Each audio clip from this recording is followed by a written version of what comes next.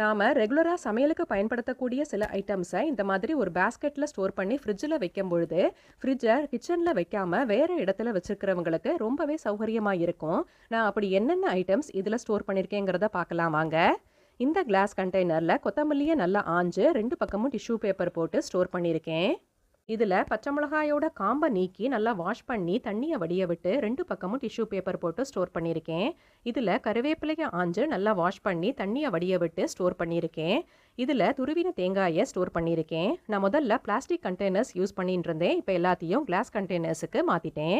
இதில் இஞ்சியோட தோலை ரிமூவ் பண்ணி ஸ்டோர் பண்ணியிருக்கேன். இதில் பூண்டோட தோலை ரிமூவ் பண்ணி ஸ்டோர் பண்ணியிருக்கேன்.